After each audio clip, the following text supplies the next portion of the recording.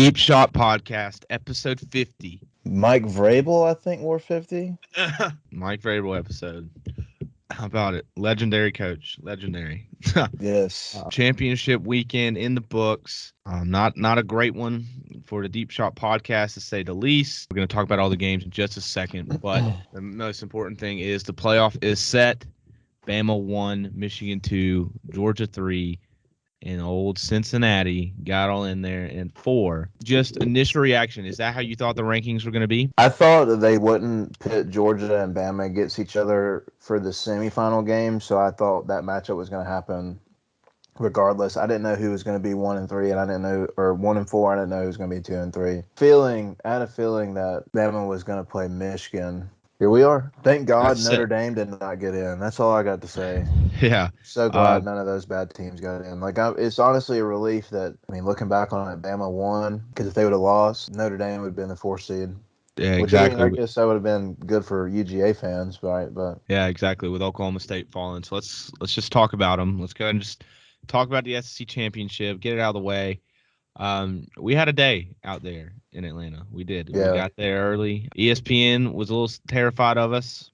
I mean, I've never seen so much terror in one man's eyes when he saw my Deep Shot Sports sign. He just couldn't let me have it. Refused to believe that we've ever done it before. But anyway, and we improvised. Shout out Home Depot. Maybe it'll be a sponsor one day, because they let the Deep Shot Sports sign ride. We got behind Kirk. We did what we needed to do. We made a lot of videos. Had a lot of fun out there.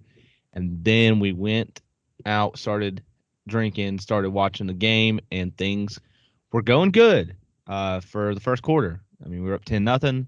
I was fully embracing everything that was about to happen. I was ready to go crazy. I was ready to have the night of my life, be the number 1 team in the country, finally beat Alabama. And then all of a sudden, Georgia decided we're not going to get any pressure on Bryce Young. We're not going to even put him in any type of a situation. We're going to give him all day to throw, and he diced us up. I mean, if we're just going to start breaking down this game, 2 major things, right? One, the defense just looked like a shell of themselves. I mean, that was absolutely terrible. I think I saw where Bryce Young, 286 passing yards, was the most ever in a first half of an SEC championship game.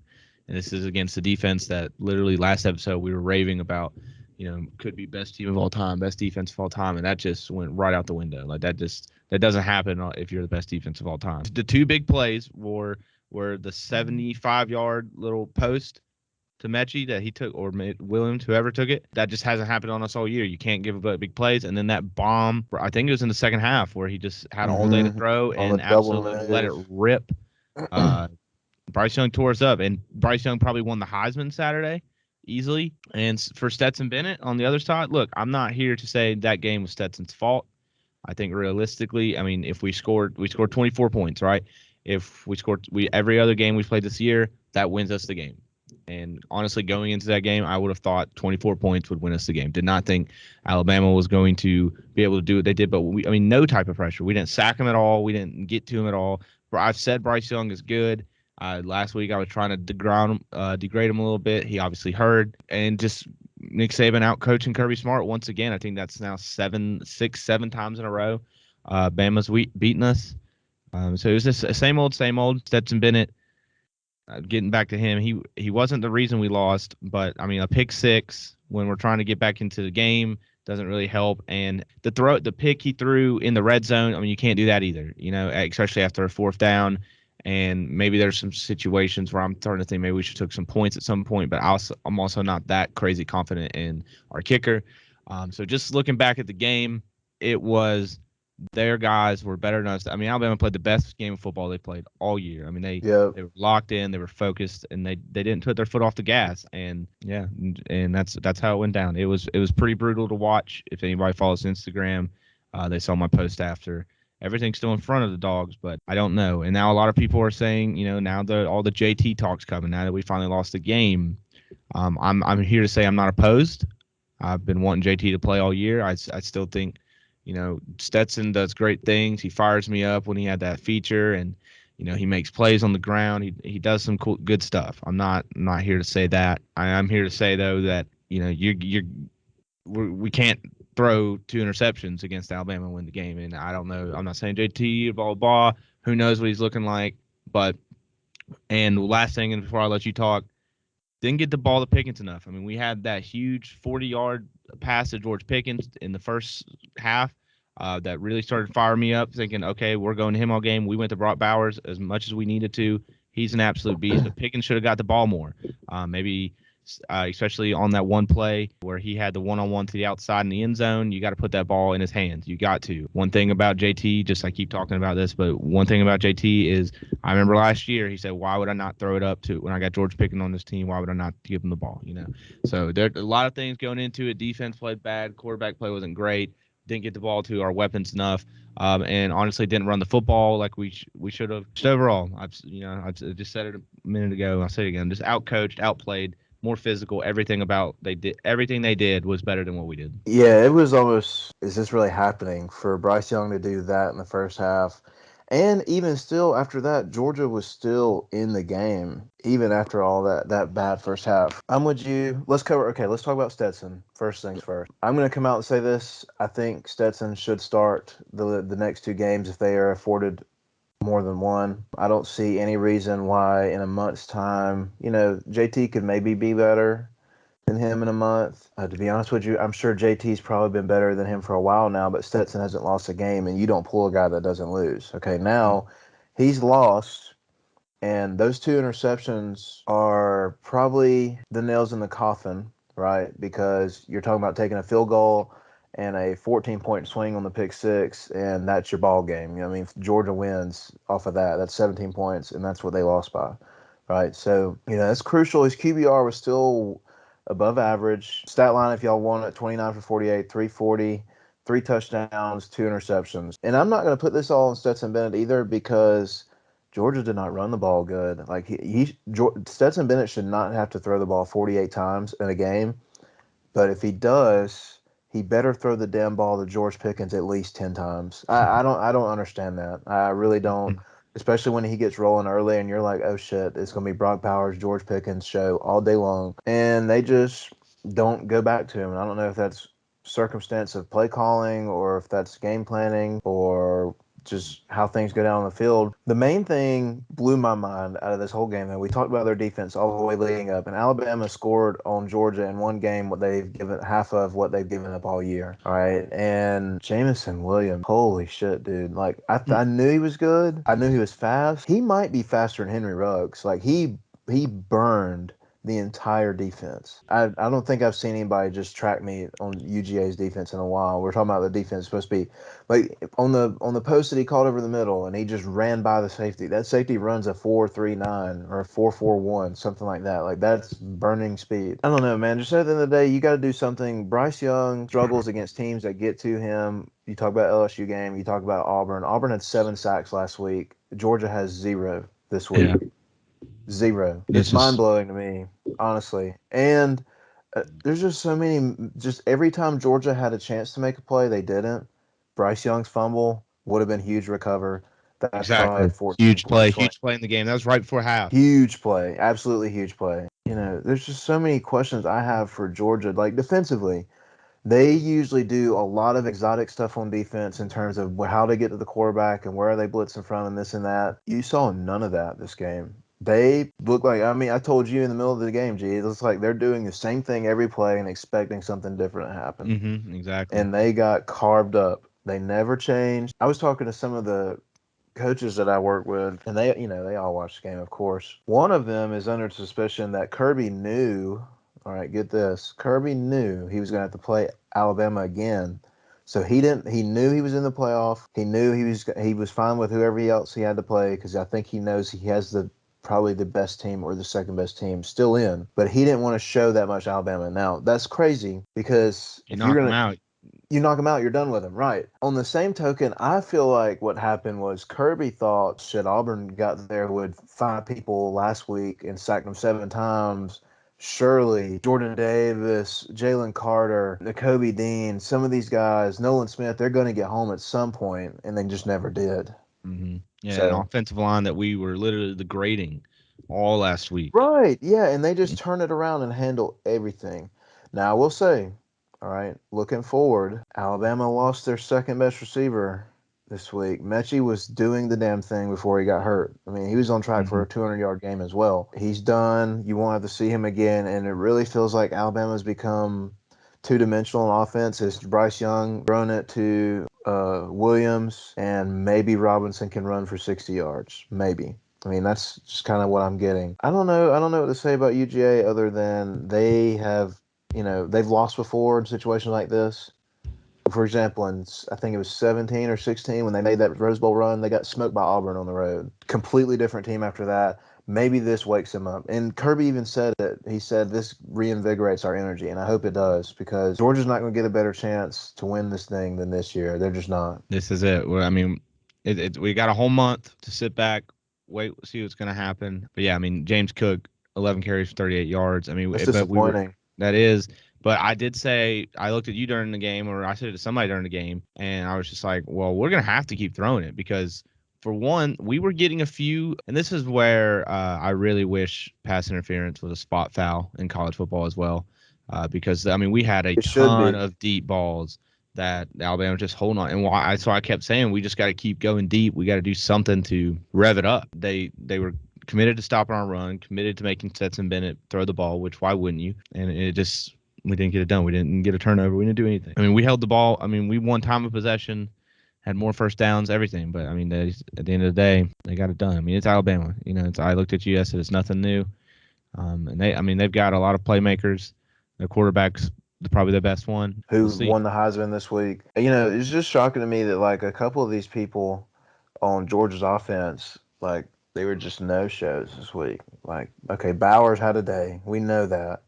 And for him to be a freshman is crazy enough. Pickens should have had a better day. I don't know whose fault that is, but it's somebody's. Burton, McConkey had a good play. Where is Kyrus Jackson? Where is Darnell Washington? Where is James Cook in the passing game? Like, where's all this stuff at? We're supposed to be a multidimensional offense that averages 7 yards a play and scores 50 points a game. That just disappeared all of a sudden when Alabama shows up. I mean, they could not run the ball to save their lives. They couldn't. It was brutal. They owe Stetson more than 100 yards rushing in a game. On the same token, though, Alabama did the same thing. I mean, it's just a little bit minor plays separate these two. That's all it is. Yeah. I mean, like you said, yeah, Darnell Washington, we saw him he had the first touchdown of the game, and then it seemed like we didn't go back to him. Yeah. No, he did not have another catch the whole game. We'll regroup. Let's get on to the Big 12 championship. This was the noon game. This game, pretty crazy. I mean, Baylor seemed like they dominated the whole first half. Oklahoma State's quarterback had 4 interceptions in this game, and they still were 1 yard away from winning this game. Basically, it came down to Oklahoma State's defense really stepped it up in the second half, didn't allow any points. Right? Oklahoma State's offense, on the other hand, I don't know whose idea it is to just not pound the fucking ball with your quarterback at the 1 yard line, really the half yard line. Yeah. 4 times in a row. I mean, because before that goal line stand, I'm looking at the video now of the running back trying to, reach over the goal line. They had a possession before where they decided to kick a field goal, and it's the same thing. I mean, they were at the 1 and were stuffed. And I think they were trying so hard to be so cute. And I will admit they were able to run the ball on those final few drives. I mean, they were able to run the ball pretty efficiently during those final drives, get a little draw, like a little 7-6 yards carry. They were doing that. But I mean, if a team's already stuffed you once, I mean, and especially if you're going to sit back in the shotgun and give them 5 extra yards to stop you, I just never understood that. I really think Oklahoma State should have won this game, and they just were terrible play calling away from winning this game. I mean, literally, that's all it is. Like they threw 4 interceptions. I think Oklahoma State was a better team. I mean, obviously, because they tried to lose this game so many times, and they did, but they still should have won. And Baylor only had 15 first downs. They didn't even get to 250 yards of total offense. I mean, Oklahoma State's defense did everything they could. Oklahoma State blew it. They really blew it. They 1,000% blew it. I'm watching these last 4 plays again, and what in the world are they thinking? But they're going to go to the same play twice in a row. Don't get it. This is following a PI call in the end zone, by the way. That was also kind of a wild finish. That gave them a first. but they're going to try and stuff the ball twice. No quarterback sneaks ever thought of. Like you said, man, Oklahoma State is way better than Baylor. I don't think it's close. I really don't. They are 4 turnovers and 2 goal line stuffs away from probably, like, even if you score those last 2 drives, you get touchdowns on the one instead of kicking a field goal and not getting anything. I mean, that's an 11-point swing, and they lost by 5, right? And just the sequencing of that last drive. I mean, we're all going to be so critical of the big moments. Hindsight's always 20/20. But you go inside run, no quarterback sneak, and then on 3rd down from the 1-yard line, you go play action pass with a on quarterback 3rd that and goal 4 interceptions. with a guy that's already turned the ball over a ton, and everybody that watches college football knows he's not that great. He's just got them by with a good defense. That's just how it turns out. Oklahoma State probably wouldn't have got in the playoff either way, I don't think. Yeah.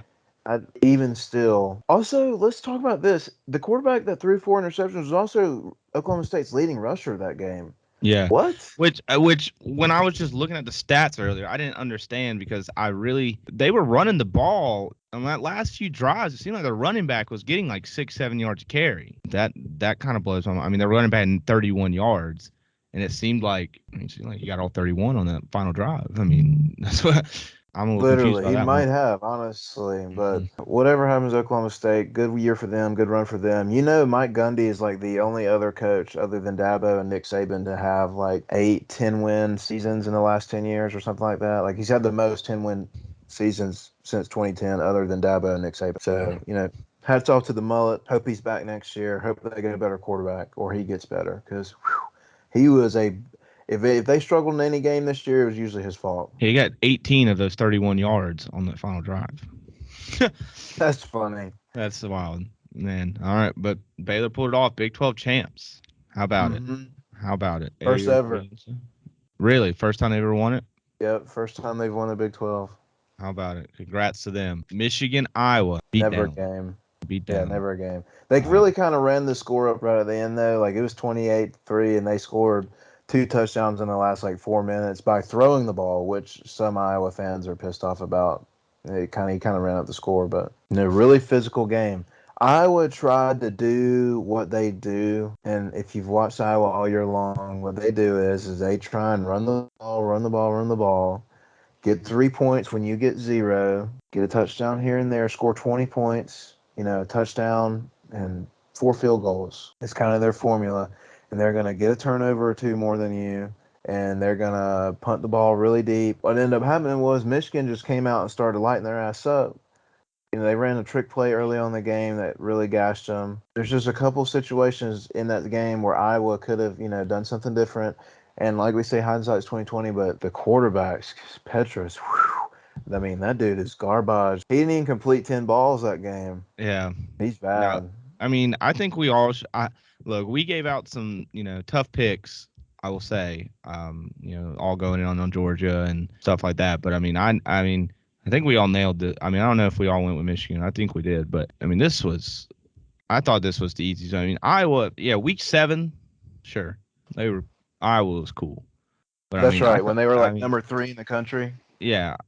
I think we all knew, though, this was. Oh, yeah. No, this was, Michigan, after watching what they did to Ohio State, they were just, they're just a way better football team. Iowa just doesn't have anybody close to what Michigan has, and they were on a mission. Michigan really realistically didn't do anything crazy. Their quarterback only threw for 169 yards. They ran the ball 34 times, but their leader rusher, Blake Corum, only had 5 carries for 74 yards. They were just being physical, doing what they do. Playing good defense. Iowa's not a good football team. Oh, and by the way, Iowa had a backup quarterback come in, complete 10 passes. For 30. Wow. How about it? But no, I thought that game was over before it started. Never thought Iowa would. Pretty much. The line was huge. We knew Michigan was going to be. It was just whether they covering or not. And easily. What I didn't expect is Michigan to score 42. I thought 28-10 or something like that. But this was a complete smoke show. Oregon, Utah. Another one. Another one, smoke show. Me and Jake were on Oregon. You were on the Utah train. You'd let us know. Yeah, Oregon just at the end of the day, Utah's just a better football team. I mean, I think so too. I mean, Oregon came out really flat. They started horribly. Yeah, I mean, only 220 yards on the ground. They threw a pick six in the first quarter to really. I mean, they couldn't do anything. They could not do anything. Pac-12 football. Utah's going to the Rose Bowl. Good for them. Awesome for them. Oregon just lost their coach and lost this. Tough scene for the Ducks after that big. It's crazy to think, Oregon was sitting at the top of the world, in the playoffs, getting all that respect, and Utah just destroyed them. And you got to think, I mean, if Utah doesn't lose to BYU and San Diego State. Yeah, in overtime. It was a good football team, man. I think they just had to sort it out. And also, those 2 games that they lost were with a quarterback that's not even on the team anymore. Like, he was a starter at that point. He actually got benched, and I don't think they've lost since. So who was that? Was that Jake Bentley? Was it not? No, just Charlie Brewer. It was Charlie Brewer. Jake Bentley played for last year. Yeah, Charlie Brewer, the old Baylor quarterback. Man, he lost out bad. Both of his teams that he used to play for both won conference championships this week. He went over too. How about that? This game was just about over before it started. Like, it kind of started out kind of slow, and Utah went down and scored, and then I told y'all, man, I don't believe in Anthony Brown. Dude threw a pick six right off the rip in the first quarter. I mean, he had some ugly interceptions. They were really ugly. I think he turned the ball over more than just the 2 picks. I want to say he fumbled too. He just did not play good. He's all year long to me has just been iffy in the past game. Wasn't able to run the ball that well either. And I don't know, man. I mean, his QBR of this game was 7.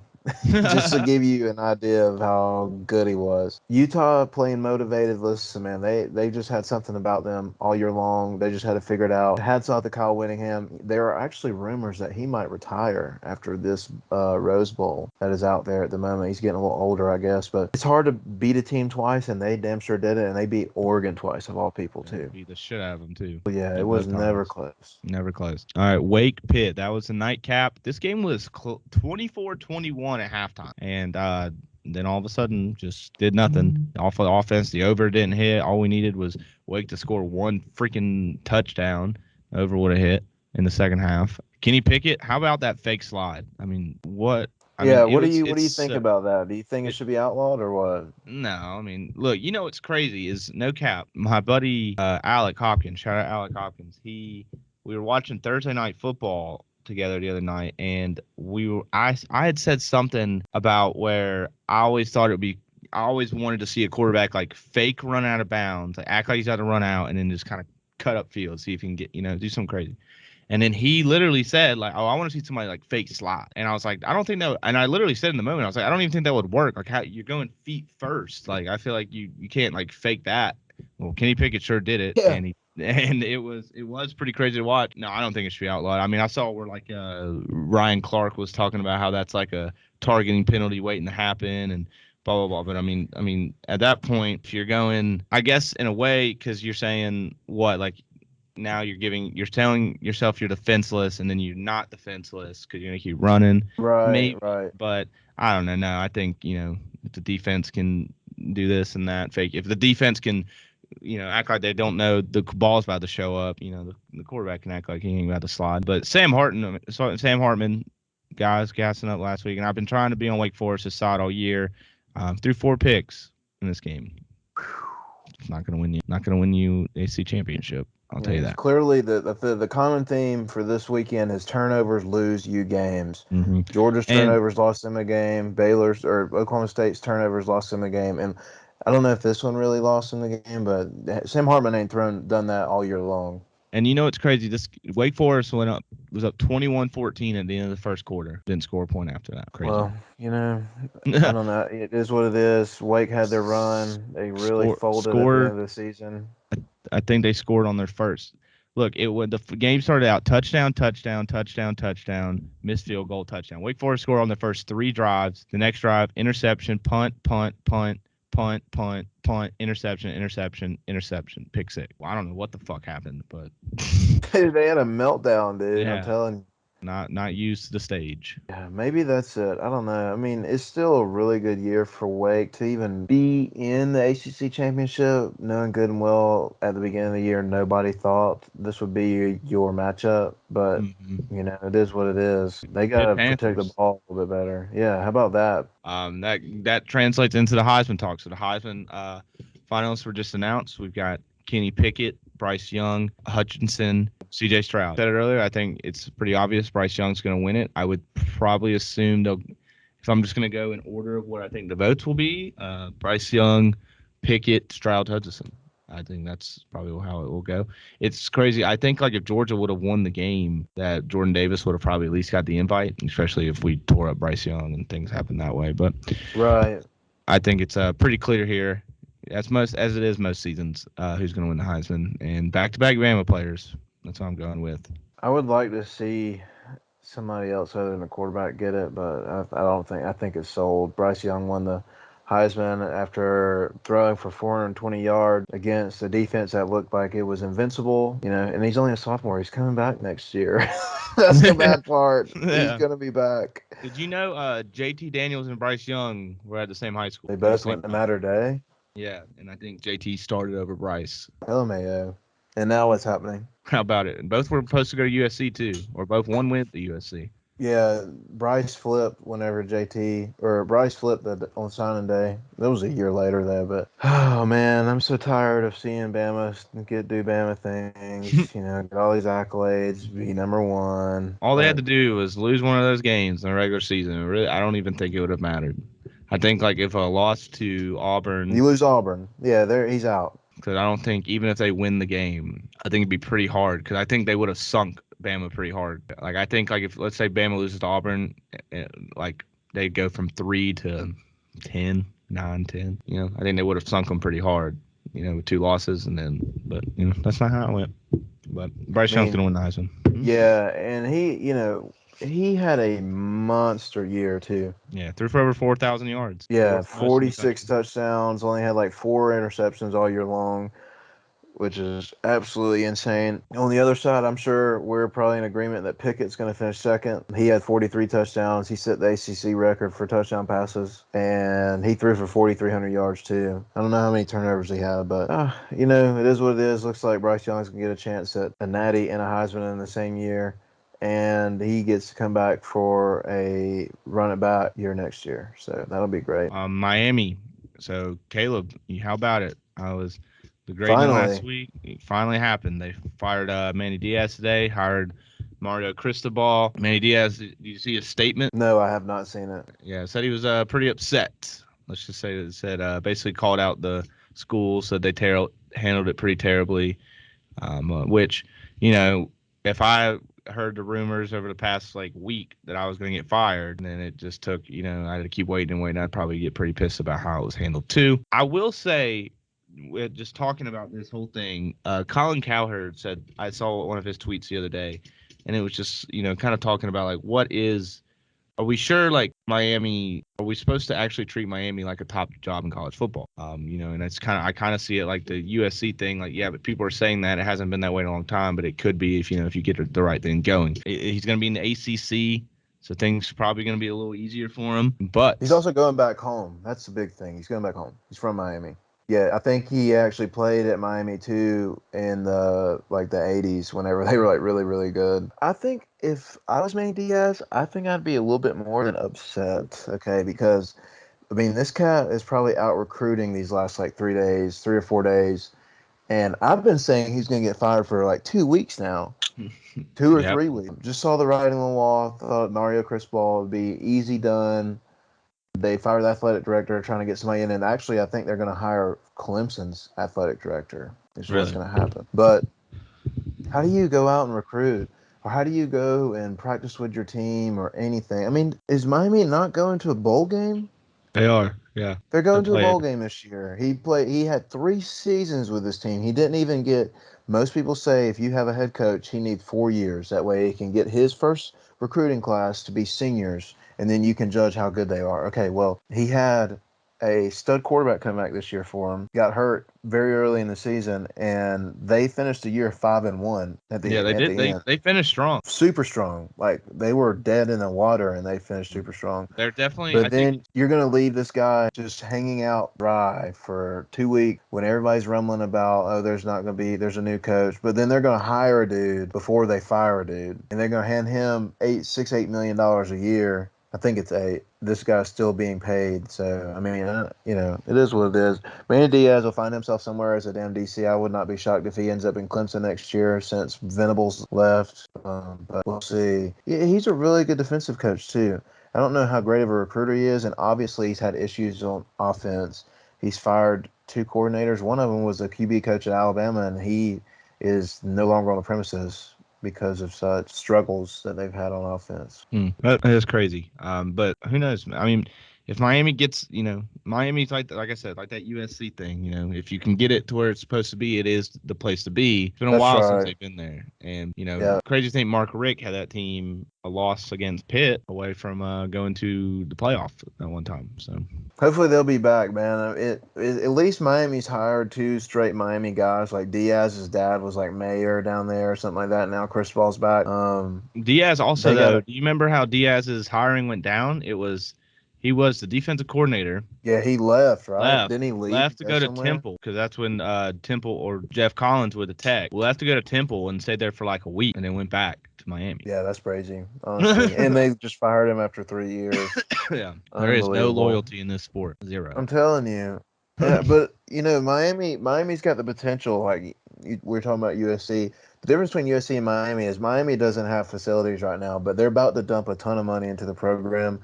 So maybe that's enticing. I mean, if they're spending $8 million a year on a coach, I think that says enough to what their intent is going forward. I mean, you look at all these teams, everybody, the better facilities you got, the better everything. The more money you put into your program, more than likely, the more you're going to get out. Yeah. So hopefully they bring it back. It'd be exciting to see Miami to be good again, though, right? Like that'd be like a really cool thing. It would be. Get all the powerhouses going. All right, let's head into the NFL. Start off. So first, let's just go back to Thursday night real quick. Cowboys Saints. It's crazy. The last 3 primetime games from the Browns Ravens, that was awful. Then the Seahawks football team, pretty awful. And then we had to watch the Cowboys Saints, which was awful. I mean, turnover after turnover. We also had the Broncos and Chiefs Sunday night game. That was the latest primetime. They've all been garbage. Yeah. Taysom Hill can't really throw the ball.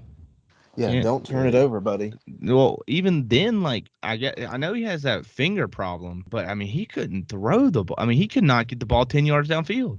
I mean, even before he hurt his finger, he couldn't throw the ball. Another thing is, I didn't understand. I remember one drive specifically. It was probably before they even had a touch. Maybe no. But I remember it was second half, they had ran the ball with him 4 times in a row. And they had moved the ball probably good 30, 35 yards downfield. And then they just passed it 4 times in a row. Nothing happened. Sean Payton was trying to get maybe a little too cute, maybe trying to open it up. I think they should have just, ran the ball with Taysom Hill until they couldn't anymore. Because they weren't the Cowboys weren't stopping it, and even then maybe you could get it to Ingram when you needed to. I just think that they were trying to pass it too much. I think he threw the ball almost 40 times, threw 3 interceptions. I mean, the fourth quarter lasted forever. I mean, the fourth quarter he threw 3 picks in the damn quarter. Yeah, the fourth quarter would not end. Trayvon Diggs got 2 more interceptions. That was a big discussion the next day. Do we look at this as a good Cowboys win? No, not really. I wouldn't say. Taysom Hill, 19 for 41, 264 yards, 2 touchdowns, 4 interceptions. But also ran the ball, like I said, 11 times for 101 yards. Put him back there. Why don't you just put Simeon at quarterback and then put Taysom Hill behind? Yeah, that's not a bad idea, honestly. Yeah. I think I'm with you. It's a win for Dallas, but I think New Orleans is in the crosshairs right now, dude. I think they're kind of a team that we're thinking, okay, well, they might be dead. I mean, they've had a bunch of injuries to deal with this year. I mean, they're missing their best 3 players right now. You talk about on offense, the 3-headed monster they planned coming into the year: Jameis, Alvin Kamara, Michael Thomas. Michael Thomas has been a no-show all year long. Last 2 years. Kamara has ran the ball horribly this year. He's been a good pass catcher, but if you look at the analytics on how he's running the ball, he's getting less yards than expected almost. compared to like Derrick Henry, he's getting like almost a yard or two more than expected, almost run. So you got that. You got a quarterback that's dancing on crutches with a torn ACL, and this is what you get. You get 5-7, I guess. Good for Dallas. Good for Dan Quinn. Get another win under his belt against New Orleans. I'm truly starting to think that all Dan Quinn ever had to do was turn the hat around in Atlanta, and we probably would have. Dude, that might have been the move, honestly. It looks good on him. Yeah. I loved how he was, had the headset on and everything, backwards hat. Falcons Bucks started out pretty nice. Falcons got on the board. Cordero had like 70 yards in the first half. We had a pick six on Brady with a defensive lineman.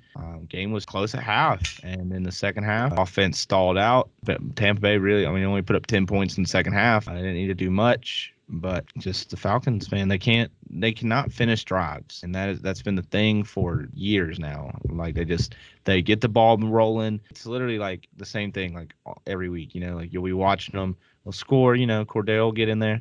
Something crazy will happen. You'll be close, and then just stall out. I mean, started the first half with a fumble. A few 11 play, 36-yard drive. The next one, 6 minutes off the clock.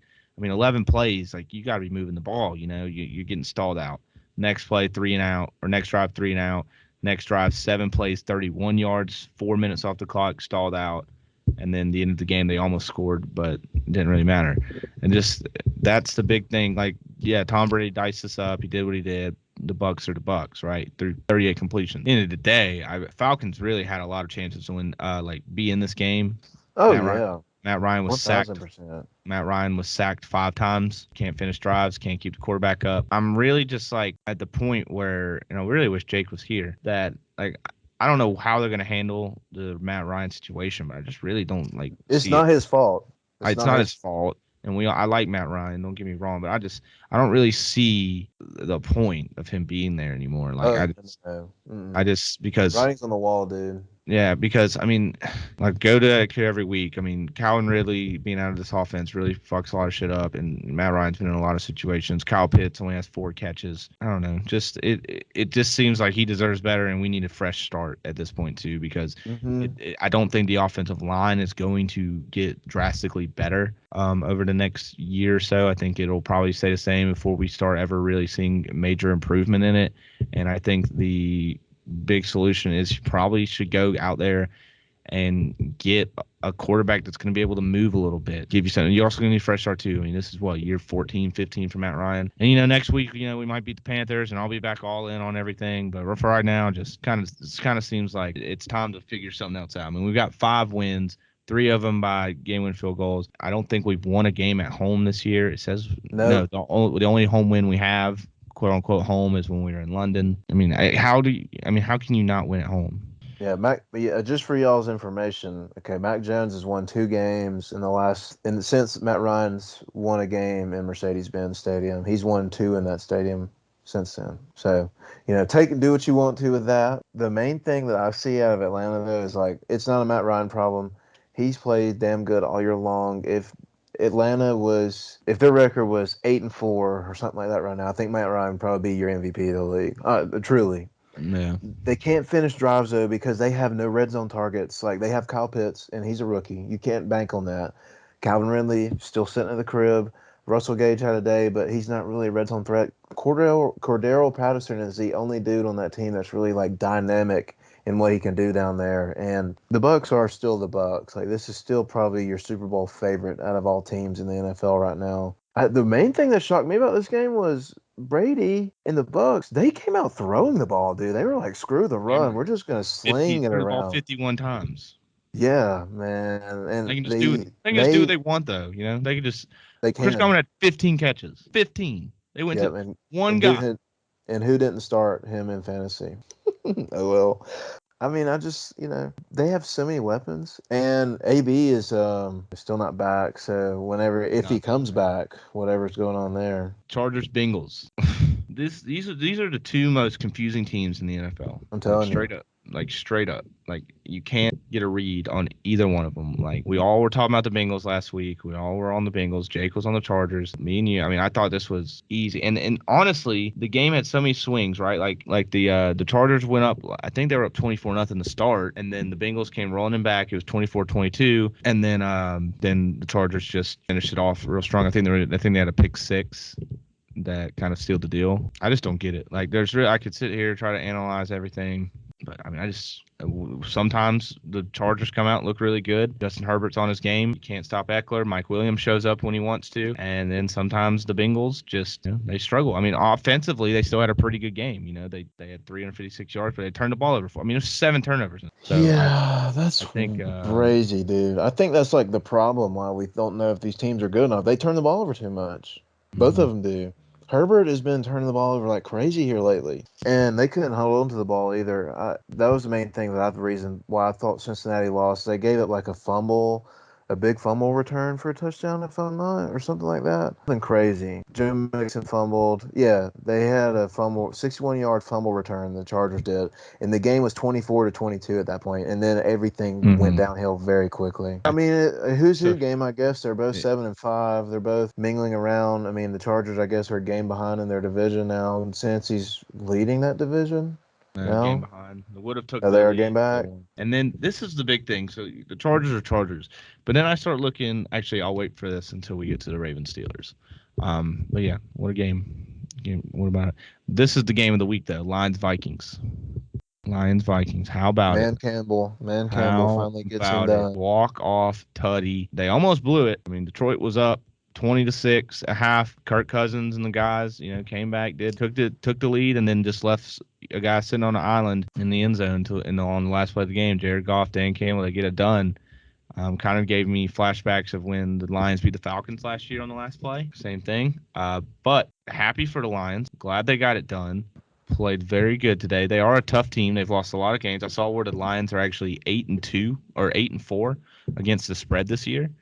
So I mean, they're a tough team, tough to get rid of. They finally pulled one out, and it took the last breath they had to get it done, but they did.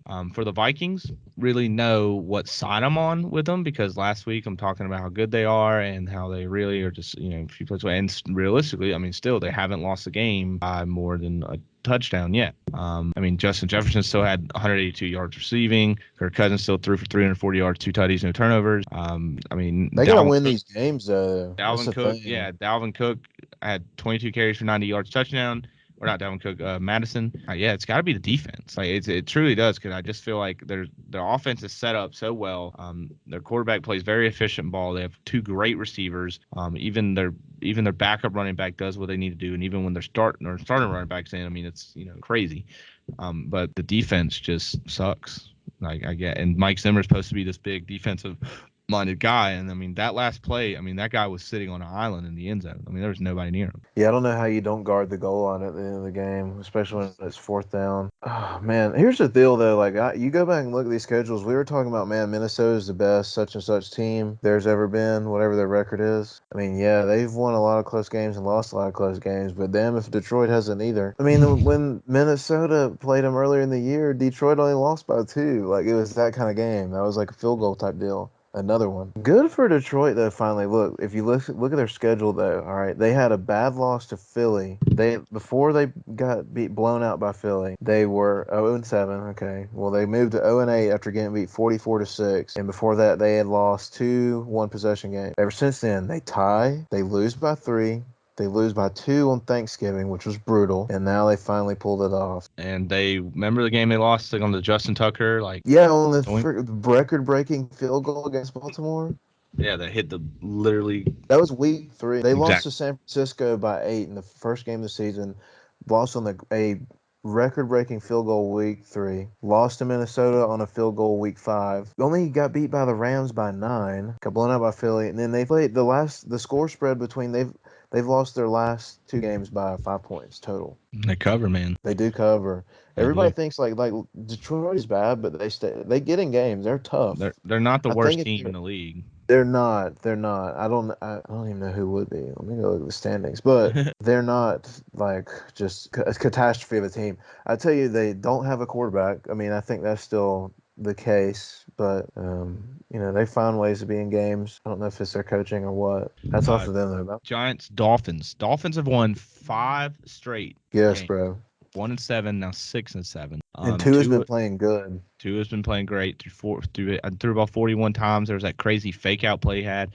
Another guy that's been playing insane, Jalen Waddle. Jalen Waddle becoming the guy. Let me tell you his last few games. I guess his last 3 games. 8 catches for 65 yards on 9 targets. 9 catches on 10 targets for 137 yards and a touchdown. And last game, 9 catches for on 11 targets on 90 yards. He is really starting to become the guy for Tua, which makes sense. Went to college together. Defense has been playing insane. I have them on fantasy, and my season's over, but they gave me a hell of a run at the end. I mean, they've given up the last 4 weeks 10, 17, 10, 9, and the week before that they only gave up 9. And this is the turnaround that they've had, right? They started. This was what they were giving up. They beat New England, right? That was when they were 1-0. Gave up 16. In the next few games, 35, 29, 27, 45, 23, 30, 26. And then in the last 5 haven't given up over 17 points a game. It made a huge difference. And I think they're sneaky because their schedule is dumb easy. For the Giants, Mike Glennon, people, Danny Dimes doesn't do anything crazy, but he's definitely better than Mike Glennon. Saquon people were kind of giving Saquon a hard time. I mean, he still had 11 carries for 55 yards in this game. I mean, that's pretty efficient. 5 yards a carry. There is the rumor now. Have you seen that if Daniel Jones doesn't come back, because I think Glennon's in concussion protocol. He's not going to be back. That actually came out today. He's not going to be back this week. So Daniel Jones will not be back. So Jake Fromm starting for the Giants this week. How about it? Dude, I think I might actually watch the Giants. Dare I say, watch the Giants this week. Yeah. Just because I want to see how it goes. You know what I mean? Yeah. We hadn't seen him in NFL action. I mean, he's going to have a tall task out there, buddy. Yeah. They're already having issues. I mean, he's going to have Saquon back there. That'll be cool, but yeah, that's going to be rough. Good luck for him. Who are they playing? Let's see. The Chargers. Nice. Oh, man. That'll be fun. The Dolphins, though, let them keep rolling, baby. Honestly. AFC East, I mean, maybe they got a shot. There's a good game on right now. Holy cow, this wind is crazy, by the way. Let me just say, people, once you tune in, you'll see. Yeah, I'm watching the punt right now. Did you see the video of the guy kick? There was a PFT put a video out of the Bills, one of the kickers, trying to kick like a 37-yard field goal, and he kicked it, and the ball just went straight right. It's in my likes.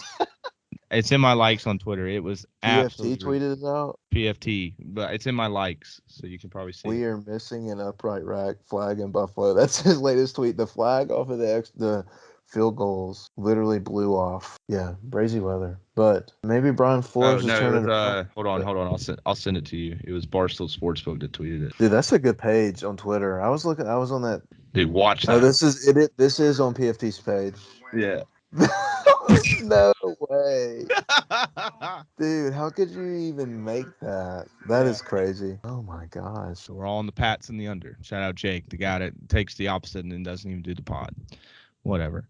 Yeah. All right. There's a lock on a game like this. It's not snowing though, so there's that. Thought it was gonna be a blizzard. So the Ravens Steelers. I just really want to talk about this game. Thought Ravens were gonna win the entire time.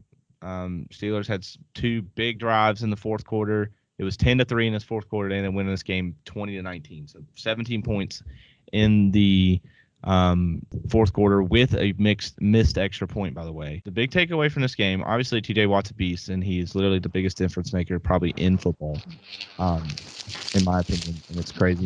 Him and Aaron Donald are in a world of their own, dude. Me and Jake before the season saying we didn't think TJ Watt was a top 10 player in the league. Totally wrong. But my big away take from this game is I'm off the Ravens. I'm officially off the Ravens. No way. I'm off of them. And let me tell you why. Right? This game was in their hands. They should have won it. They, went for 2. They honestly probably should have got the 2-point conversion if they just executed the play correctly. But I mean, they should have never. This game should have never been close. I mean, they had way too many opportunities to put this game away. And let me just tell you about the Baltimore Ravens season. Right? They lose week 1 to the Raiders in a game where they had to come back, do all that crazy stuff. They beat the Chiefs week 2 when the Chiefs weren't not doing their thing, gave up 36 points, things they would not be doing. They win on the crazy field goal against the Lions. They beat the Broncos 23-7, whatever. They beat the Colts 31-25. They beat the shit out of the Chargers. All right, fine. Then they go on this run, and it's really been the last 5 weeks, 6 weeks. Lost to the Bengals, got smoked 41-17. Beat the Vikings in overtime. Again, Justin Tucker. Lose to the Dolphins, like handily. Dolphins. Yeah, that was a brutal game. Had nothing to do. Bears, they win 16-13. Justin Tucker. Browns 16-10, Justin Tucker, and they lose this game. Like, I truly think if the Ravens did not have Justin Tucker, they would be 4-8. Like, I'm truly starting to believe that because they've been in so many close games. Yes, they win all these games despite all their injuries, but they can't finish drives, dude. That's chronic. I truly think, and Lamar really does turn the ball over too much. Like, he really does. He really does. And I'm just off of him. Like, I think the Ravens are still probably going to make the playoffs. They're going to find ways to win games. But I don't, earlier I was saying the Ravens were my Super Bowl favorite. I'm off of it. I'm off of it. Take me off. I don't think the Ravens are going to win the Super Bowl. I think they're going to get to the Super Bowl. I just don't think, I think once you get in the playoffs and you're playing those really good teams, they're going to take advantage of the mistakes that the Ravens seem to make every single game, and they overcome a lot of them because of their kicker. Like, I truly think Justin Tucker is the most valuable person on that team at this point. He is the best kicker in football. There's no question about it. And he has been for years. And that keeps him in a lot of games. But, like, Baltimore just cannot finish drives, and that offense is starting to be picked up on. Like, coaches catch on. They're not dumb. If somebody's going to find a way to stop it eventually. And they play down to their opponents routinely. And, I don't know if they're really, like, their roster, is it that great? I don't know. I mean, I don't think their line's nearly as good as it used to be. I mean, they traded away Orlando Brown to the Chiefs. And, they hadn't really been able to run the ball this year. Like Lamar, I don't know how many 100-yard games he's had, but it used to be like that was a guarantee almost. And had one of those recently. And he turns the ball over way too much.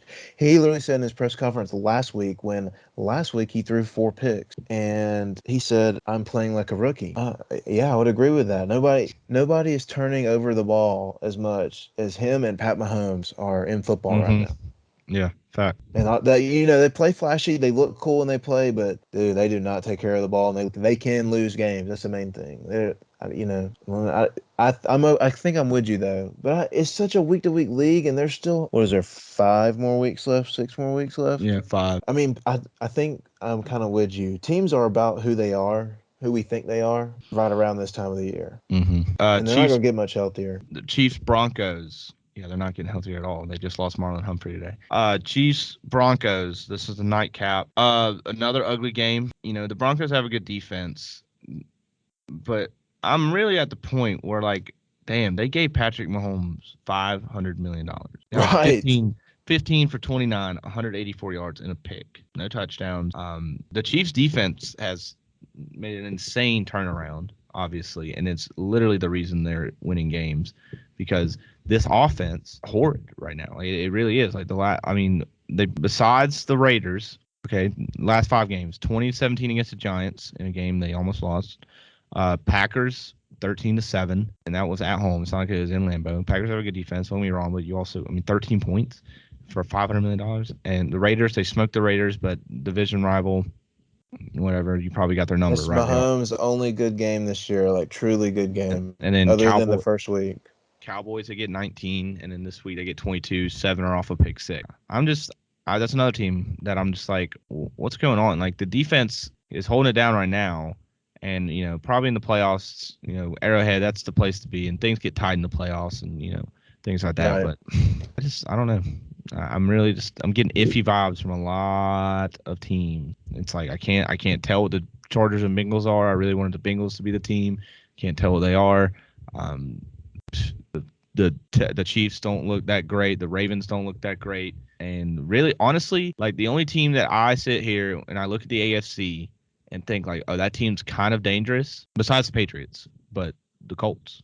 Like, I think the Colts, regardless of their record, they've been playing the best football. They've been playing the best football over the past month or so, I think, out of anybody in the AFC besides the Patriots. Because maybe Titans, longer than that. I mean, they've won a ton of games right here in this. They started 0-3.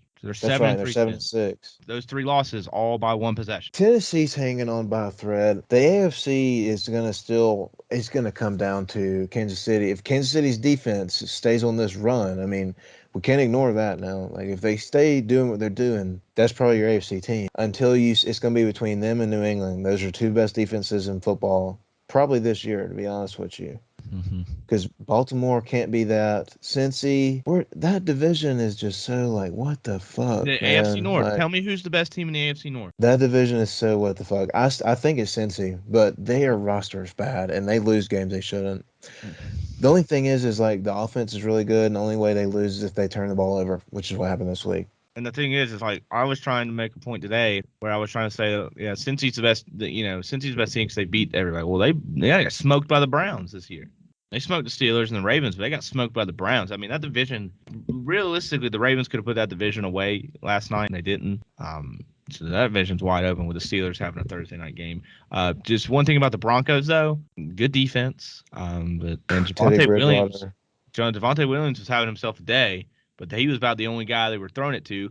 Jerry Jeudy drops the ball a little too much. And yeah, So does Tyreek Hill. Have you noticed that? Tyreek Hill drops a lot of balls, dude. I feel like he's had at least 4 or 5 interceptions for Mahomes this year. We talk about how many turnovers he's had, but Tyreek Hill has helped him in about 3 or 4 of them.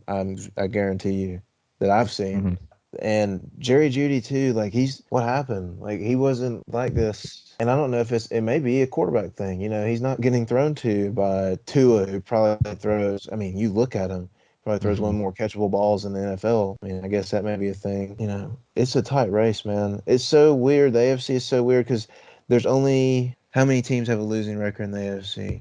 3? 4? Houston, Jacksonville, the Jets, and the Dolphins. And the Dolphins are on a 5-game win streak. Those are the only teams with losing records. Everybody in it. See, that another thing too.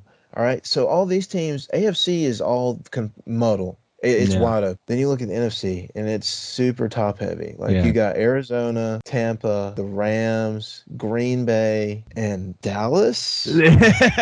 Right. Like that's where we're at. Yeah.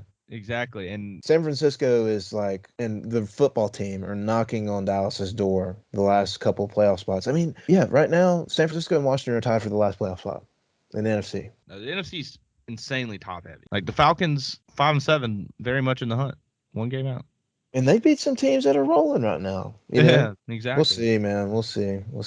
Deep Shot Podcast, episode 50. Any last words? Shout out Brent Venables for going back home.